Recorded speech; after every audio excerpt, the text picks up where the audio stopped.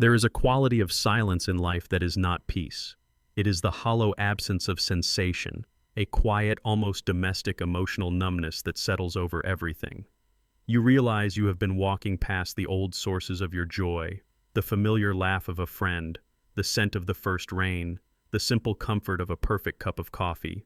But there is no emotional tether pulling you back. It's as if the world is unfolding behind a pane of frosted glass. This sensation, this filter of apathy is often misunderstood. We are taught to look for drama in emotional distress, the acute panic, the searing grief, the undeniable rage. But the most corrosive pain in modern life often arrives not with a shout, but with a whisper. It is the gradual receding tide of caring. Many of you find yourselves here in this quiet, detached space. You still perform your life, you commute to your job in downtown Portland or across the bridge in New Jersey. You check the boxes of your health routine. You pay attention to the basic necessities. But the underlying current, the vital electric spark that once gave flavor and color to your daily routines has been slowly dimming. You've lost interest not suddenly, but by 1,000 imperceptible cuts. For many, this is where the journey into numbness begins, at the intersection of routine and apathy. We stop caring about the job that once defined us. We neglect the health rituals we swore by, the lifelong passions, the guitar-gathering dust in the corner, the half-written novel. They all start to feel equally dull and demanding. This is not a failure of character or a spiritual slump. It is the manifestation of a deep, systematic shutdown. It's a mechanism. In the language of psychology, this core lack of sparkle, this inability to feel pleasure or find motivation in things you once loved, is called anhedonia. It's a word that tries to give gravity to the feeling that nothing is as fun as it used to be. You may try to force yourself to have fun, to book the trip, go to the party, watch the highly anticipated movie, but you walk away feeling just as flat, perhaps even more exhausted. The effort was pointless. We must understand anhedonia not as mere boredom, but as a systematic withdrawal of the reward system from your active life. It is a profound, subtle crisis, and it can grow subtly worsening over time because it is so easy to rationalize, I'm just busy, I'm just getting older. This is what adult life feels like. But that normalization is the danger. If you find yourself identifying strongly with this quiet, continuous lack of light, do not push that feeling away. Emotional numbness and its core symptom. Anhedonia can be an early indicator of profound shifts within your psychological landscape. The first step toward finding color again is to simply stop running from the gray. Let us explore this feeling through a sensory metaphor. Imagine a simple, perfect experience, the taste of a truly delicious meal. Perhaps it is that complex, comforting dish you grew up with, or the perfect steak in an expensive Manhattan restaurant. In the past, this meal would have been an event, a small, visceral celebration of existence. You felt the textures, the burst of flavor, the warmth settling in your chest. Now imagine that you order the exact same dish. Everything looks correct. The presentation is flawless. The aroma is exactly as you remember. But when you take the first bite, nothing happens. There is no sensory resonance. The flavor profiles are indistinct, muted, and interchangeable. You are chewing, swallowing, and your body is receiving nourishment, but your mind is registering only neutrality. It tastes quite literally like cardboard. This strange, frustrating experience when food, a fundamental pleasure, loses its ability to delight is not just a quirk of your appetite. It is a profound physical sign of emotional numbness. According to several studies focused on this phenomenon, emotional blunting does not discriminate. It affects both high-level emotional pleasures, joy, connection, curiosity, and these primary physical sources of gratification, eating, intimacy, physical exercise. When you look at the food on your plate and feel nothing, your senses are telling you something crucial about your inner state. They are demonstrating that the pathways responsible for processing pleasure, for saying, this is good, this is rewarding, have gone quiet. Your physical body is mirroring the defensive emotional shutdown of your mind. You may try to compensate. You might seek out louder, more intense flavors or more extreme experiences in a desperate attempt to break through the sensory barrier. But the effort is often futile. The barrier remains. And this leads to a disturbing realization. If your body refuses to grant you the simple, unearned satisfaction of a delicious meal, what chance does it have of registering the complex, often messy satisfaction of a deep human connection? The same subtle filtering that dulls the taste of your food is insulating you from the vibrant complexity of being truly present with another person. You are fundamentally detached from the feedback loop of pleasure, leaving you adrift in a sea of neutral competence. To understand why the lights have gone out, we must look not at the heart, but at the circuitry of the brain. The profound loss of wanting and pleasure in anhedonia is not a moral failing. It is a neurological adjustment, a biological defense mechanism that has chosen survival over sensation. In neuroscience, we often discuss the reward system and its principal currency, dopamine. There is a common misconception that dopamine is the pleasure chemical. In reality, according to extensive research, dopamine is primarily the desire chemical. It is the fuel for wanting, for seeking, and for motivation. It is the neurological engine that says, "Go get it, this is valuable." When you anticipate a favorite activity or even a simple pleasure, like having that perfect cup of coffee, the surge of dopamine doesn't necessarily make you happy then, but it drives the behavior to get the reward. It creates the anticipation. In states of chronic stress, prolonged emotional exhaustion, or subtle ongoing trauma, the kind that erodes you over years rather than striking in a single blow, your central nervous system CNS becomes constantly hyper-aroused. It registers the environment as fundamentally unsafe or overwhelming. To cope with this sustained high alert, the brain initiates a protective measure, downregulation. Think of your emotional sensitivity as a volume dial.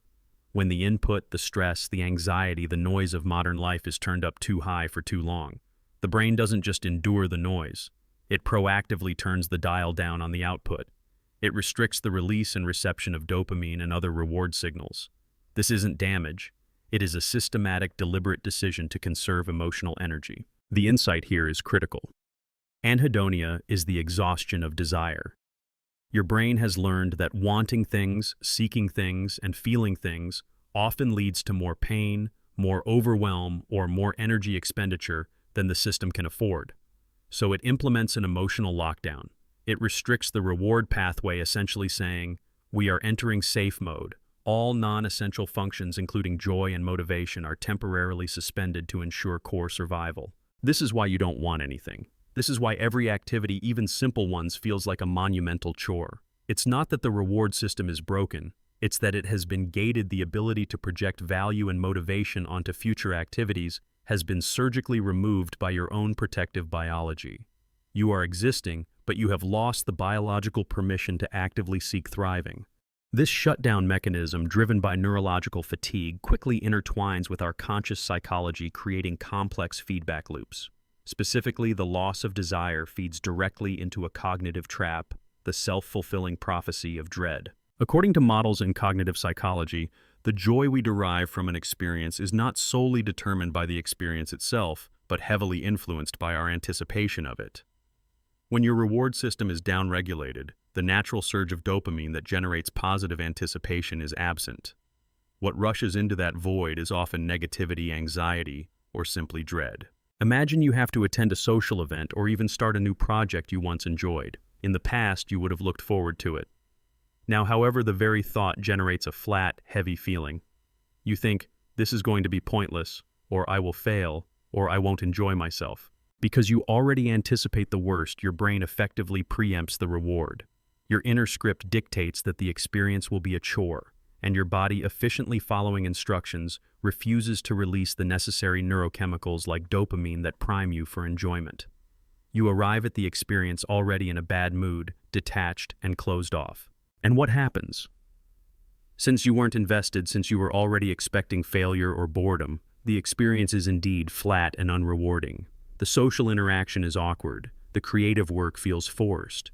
You leave the event, turn inward, and confirm the initial hypothesis. "See, I was right. It wasn't fun." This is the psychological elegance and cruelty of the self-fulfilling prophecy. Your negativity doesn't just predict the outcome, it creates it. The numbness creates the dread, and the dread ensures the numbness persists.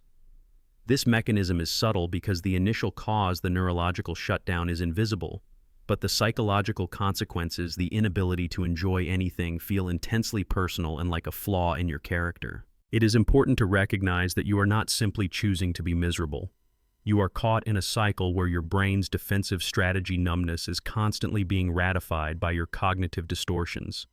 Dread ensuring that the withdrawal from life remains the most logical, safest path. Breaking this loop requires recognizing that the negative expectation is often the greatest obstacle, not the reality of the experience itself. When a person feels this profound emptiness, this chronic neutrality, the mind, desperate for any form of internal feedback, often turns to a familiar, accessible sensation: guilt. You find yourself plagued by persistent guilt, a low-grade shame that follows you everywhere. You feel guilty for being lazy, guilty for spending too much time in bed, guilty for not calling your parents, guilty for being unable to muster enthusiasm for your partner's achievements. You are doing everything wrong, not because your actions are immoral, but because your emotional response is dormant. This is where my perspective for MindRabbit diverges.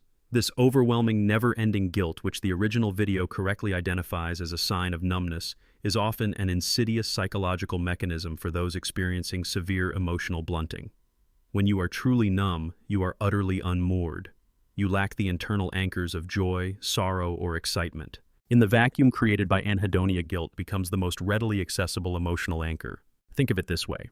The ego, the core part of you that insists on having an interior life, is terrified of total psychological disappearance. It is frightened by the prospect of feeling nothing at all. Guilt, despite its destructive nature, provides a heavy, recognizable sensation. It is a negative emotion, yes, but it is a feeling. It's a weight in your chest, a familiar narrative of self-reproach, and it proves in a twisted way that you are still capable of emotional registration. In the profound silence of emotional numbness, guilt becomes the echo of your longing. It is the last-ditch effort of your psyche to attach to something, anything, to validate that you still have a conscience, that you still want to be better, even if you are incapable of executing that desire. So when the endless loop of "I should be doing more" or "I am a failure" begins, understand this, that guilt is a painful, imperfect signal that you still possess the capacity to care. It is not a sign of your moral deficiency. It is a desperate residual attachment to feeling itself. It is the proof that somewhere beneath the thick layers of psychological insulation, the core of yourself is fighting to remind you that it is still there, even if the only signal it can send is the dark, heavy weight of shame. Recognizing this reframes the guilt from a judgment into a source of subtle, painful proof of life.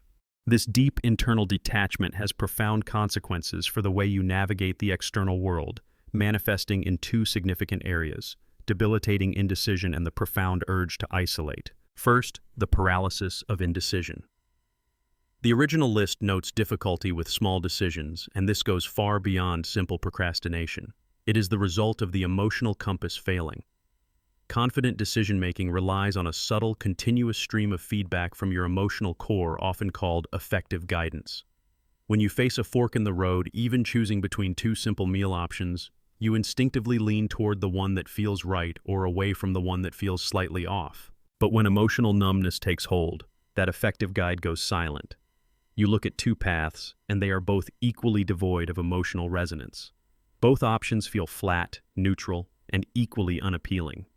Your mind is left trying to calculate the optimal outcome using pure, strenuous logic without the efficiency of instinct.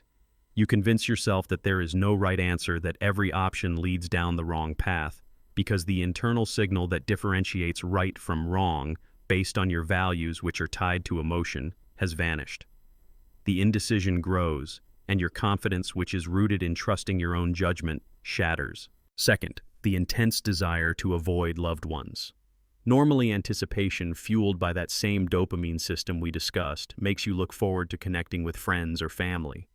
But when the system is shut down, the thought of social interaction feels exhausting, not rewarding. It feels like a performance. Why?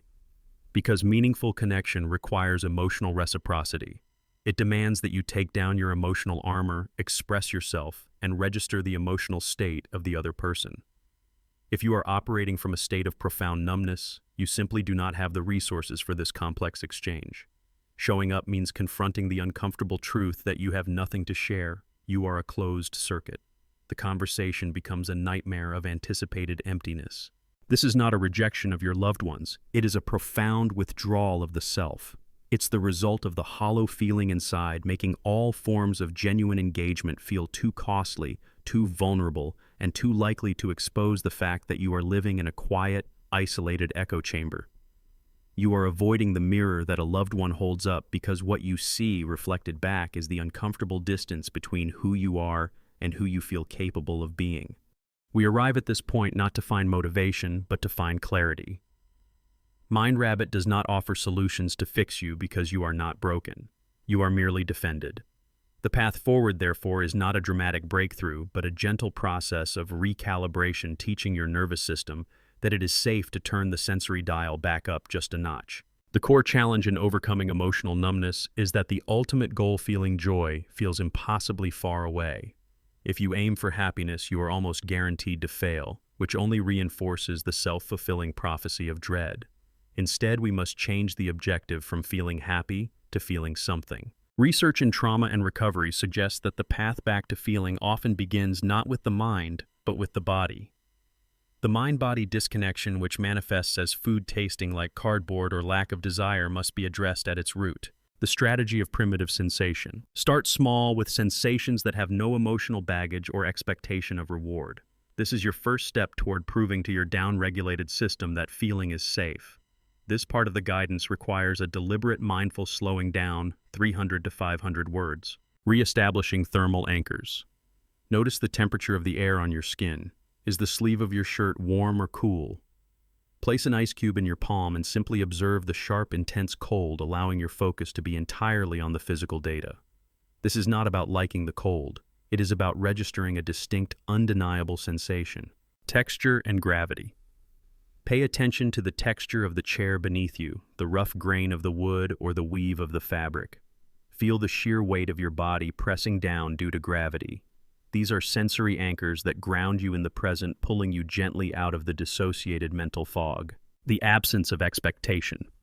When performing these small anchoring acts, taking a sip of water, feeling the sun on your face, noting the color of the sky, do it without demanding a corresponding emotion. You are not doing this to feel joy. You are doing it to communicate one crucial message to your nervous system. Neutral action is safe. Observation is safe. Reintegrating action. Regarding the paralyzing indecision and chronic guilt, we apply a gentle cognitive shift. When the pressure to achieve or decide becomes overwhelming, simplify the choice until it becomes functionally neutral.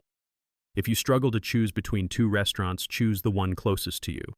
The goal is to reduce the decision's weight to zero. The goal is simply to move to break the pattern of freezing without seeking a reward for the movement. This slow recalibration is about restoring the integrity of your sensory feedback loop. It is not a race. It is a slow, methodical return to being present, allowing the subtle language of the body to whisper to the mind that the siege is finally over. The journey through emotional numbness is often a painful realization that you have been carrying the weight of nothingness.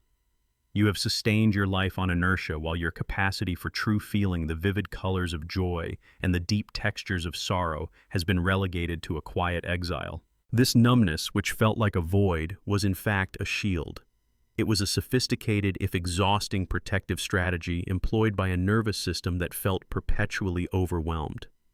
And now that you have given language to this mechanism, that the anhedonia is the exhaustion of desire, that the guilt is the echo of longing, and that the detachment is the fear of cost, you have a chance to begin the subtle work of lowering that shield.